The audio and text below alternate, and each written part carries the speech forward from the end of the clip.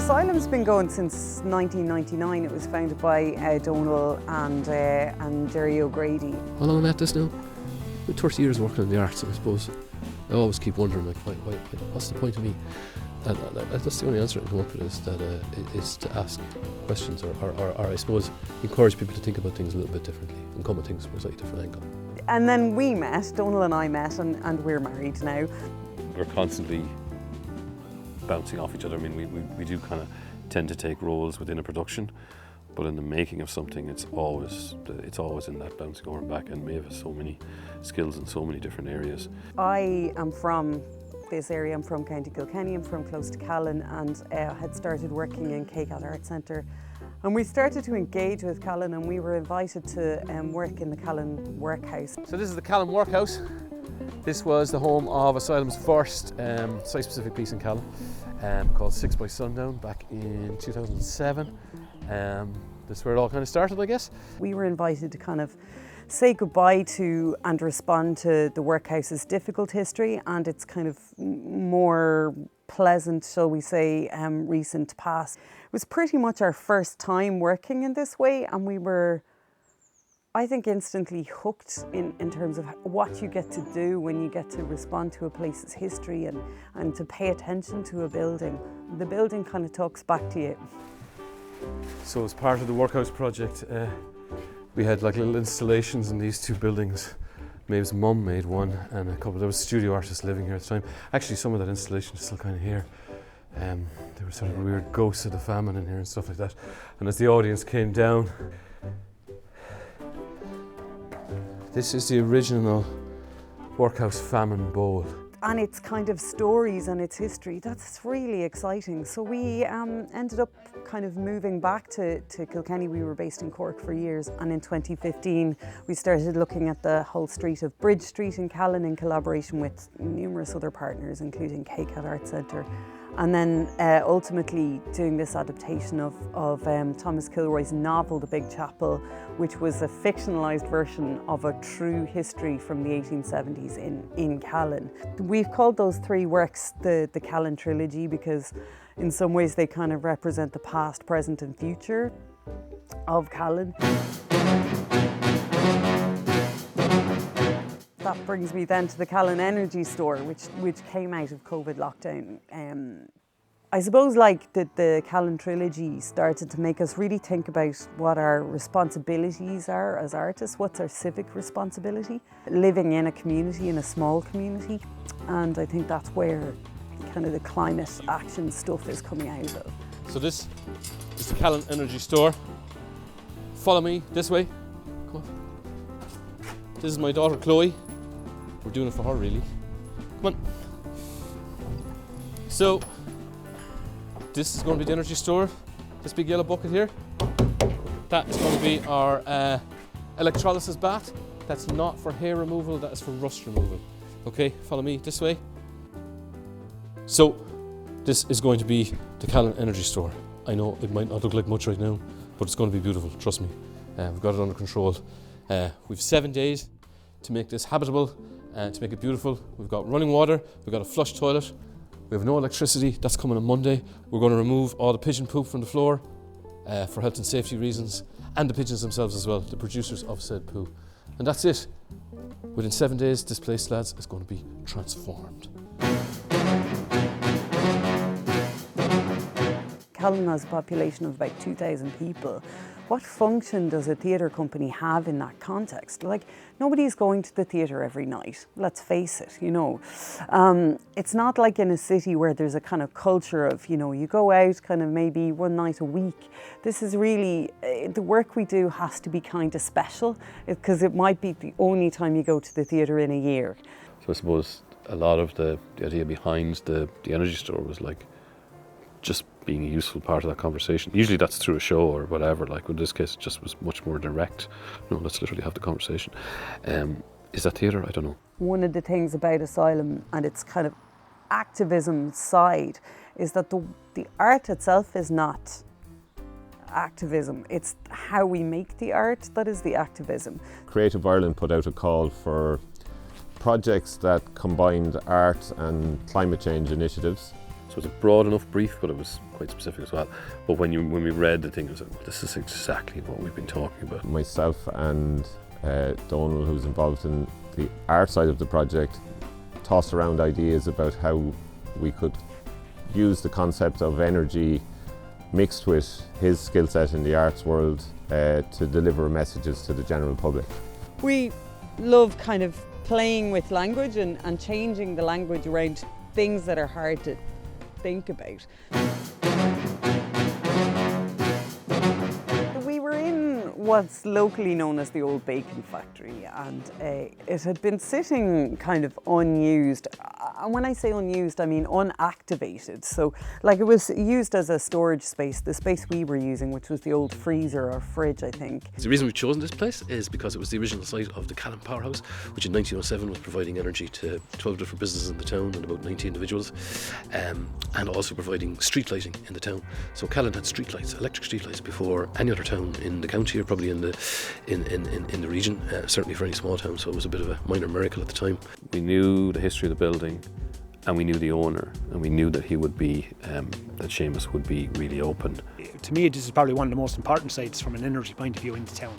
And to be part of that and to make this available to any groups that see a need to use it, we're quite happy to do that, you know. We were inviting people to come in to a space, again with a challenging enough past, you know, in that it had been a slaughterhouse for pigs. Seamus turns around to me and says, "You know, now there's no electricity." So I said, here we are in the Callan powerhouse with no electricity. So that's one of life's great ironies. But so that's, I suppose, obliged us now to be energy neutral and energy self-sufficient. So here's the plan, right? Entrance hall, greeted by Connor's Contraptions. Yeah. Connor's Contraption Corner. Connor's Contraption Corner. Maeve, who's my partner in crime, is also a set designer, so she's going to look at this as almost like a kind of a set designer, creating that sort of comfortable space within what is essentially a very rough around the edges kind of a space. But we're doing a lot of cleaning and prep of the space so that we can have public come in to visit us. We try to source everything locally, so we're eating in local places, we're, you know, buying all our hardware from the 2 hardware shops in town. We're, you know, really, that's all part of it, isn't it? It's all part of being part of the ecosystem of a place.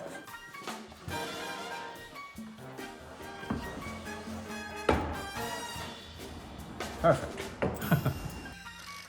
We've put up a partition to disguise some of the dodgier aspects of the building and things that we've kind of shoved out of the way as well. And we've put some giant blackboards in place, so maybe we might, I'm not sure, I think I want to involve people with trying to maybe come up with ideas or maybe, you know, express some ideas in that, yeah. There's kind of 2 things at play. One is that we're 2 theatre companies, Asylum, who are kind of based in Callan, and the other are Lucy Smugs, who are an aerial dance company. And they make kind of really mad circus work. And they work outside in old buildings as well, and not just in traditional theatre spaces. Hopefully with the introduction of the artistic element to it, we might capture some people's imagination and actually encourage them to change.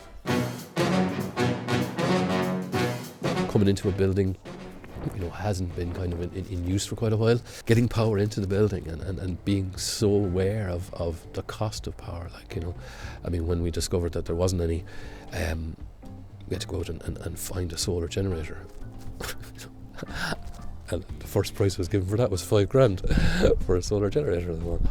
We don't have that, so how are we going to make that happen? Now, really fortunately, the good people in Cloughjordan Eco Village have a solar generator on the back of a trailer, which they very kindly offered us. We're looking at a 5 kilowatt power station on wheels, harnessing the beautiful power of the sun.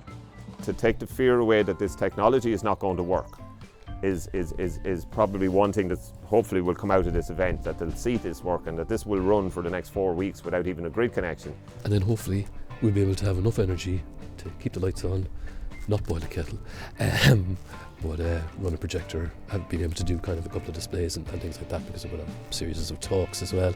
We've been thrown into this space to bounce off each other. Maybe the human energy is the untapped source that we are recognising as the thing that might work. First things first, before we do any of that stuff, the floor just needs to get painted. So what we need to do is actually just mark off pathways now. With the crew, yeah, like that we got to know each other, and that was part of the goal over the month, was to, you know, we ate meals together every evening and all of that, but also kind of the can-do way that they work, which is amazing. It's like, yeah, we're gonna try for 3 weeks to make a bicycle-powered sound installation, for example. Like, that was really exciting.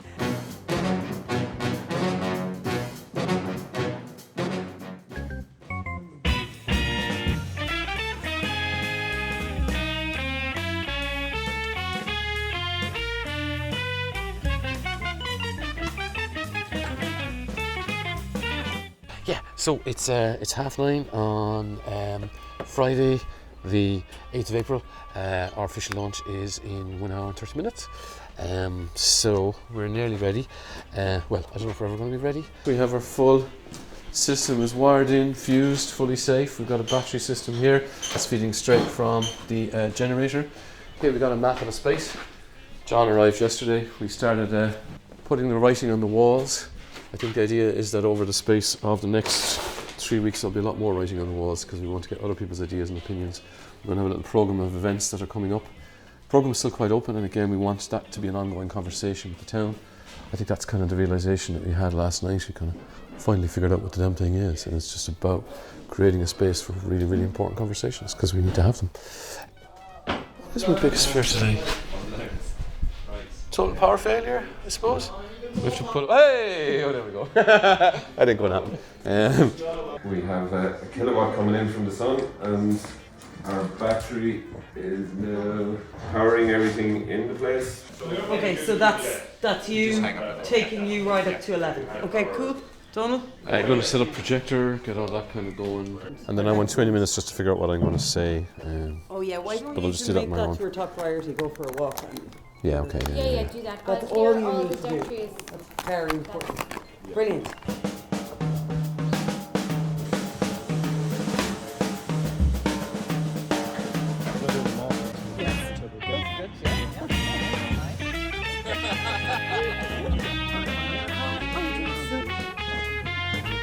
Hello, how's it going?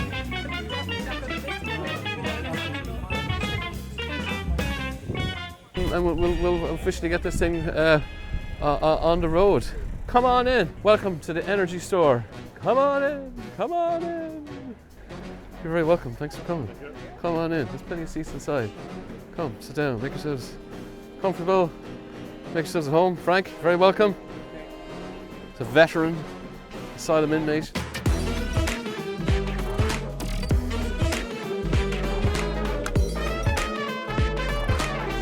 I've always loved the use of theatre, the use of creative practices, the use of collaborative arts in public participation and in people being involved in projects like this. I think this is the best way to do it by far. I just have always been so impressed with the dynamic and the energy that's going on here and the creativity. And particularly this project, the Callan Energy Store, just adds to that just great kind of melting pot of creative people. And now having these big conversations, particularly that we need to have around climate, that I think are so important. The cycle was great fun, and I made a smoothie, made my first off-grid smoothie, and it tasted lovely, and listened to some music as I cycled. Yeah, but it's just great. It's been a great morning here. Ladies and gentlemen, you're very, very welcome. This might go on for a little bit, so feel free to grab a chair, sit down around the table. This is our Callan Energy Store kitchen table, so take a seat. Come on in, have a sit down, relax. You're very welcome to the Callan Energy Store. People have been asking me for the last month, what is it? And it's been a difficult question to answer, because we weren't 100% sure, but you'll all be delighted to know that we actually finally figured out what it is. So what this space is about people talking to each other. We've got a month here where we want people to come in and have conversations about the most important topic that's facing us as a species, and that's where do we get our energy from? Where is it coming from, and what's it doing to the planet, and how are we going to change that? So Jonah's just going to say a few words about Yeah, everything's going on here. Do you want to stand up here, or do you want? No, I don't want to stand. Okay.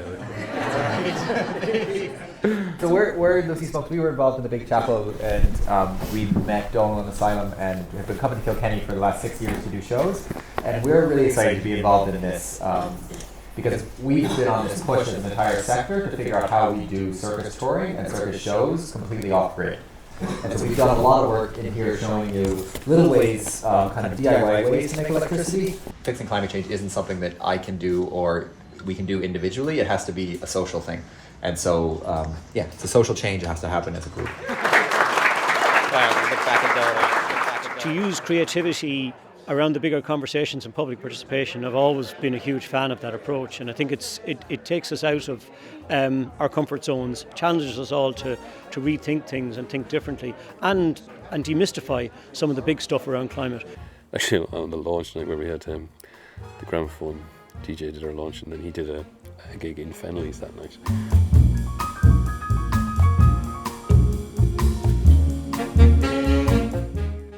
There was a load of people all wearing 20s gear and all dressed up and dancing inside, and I thought, this is surreal. That was so lovely. And then there was a bunch of really young people there as well who didn't know anything about the energy store, and they said, oh, what's this about and what's going on? And then they came in then the following day and they were kind of engaging with it as well. So I suppose it's that kind of using the social element to bring people in as well. Really, really important that there were other ways to get people into the space and not just through something challenging or something that would like put up somebody's defense mechanisms. But we had coffee mornings, which were really casual. So it was kind of throughout the day we made things slightly more formal. So and then in the afternoons we had what we called kitchen table talks. So that was really sitting around the table having conversations, and they were really about kind of dialogue. We did have key speakers, but they were really, because they were around a table over a cup of tea, the idea was that it felt less formal than if it was, a classroom setup. And then again, same in the evening, like we still operated around a table or around the couch, and it was slightly more formal, but it was still, I think anyway, the goal was that it had this kind of relaxed vibe, We wanted a way to get people in that maybe wouldn't come in. We built some things that powered certain things. So, for example, we had a Scalextrics track, or actually we should probably call them like a car race track that was powered by bicycle power. So we had 2 bikes that were powering 2 cars and people could race them. That was lovely. So children engaged with that, but actually adults just as much as kids. People could bring in their rusty tools and buy electrolysis, and some hard labour we sanded off the rust, and some people got some absolutely perfect tools back. That, and again, that was allowing a place for conversations to happen as well, So that was kind of the thinking behind it, was that you would create a space where you could be doing something and still having those conversations at the same time.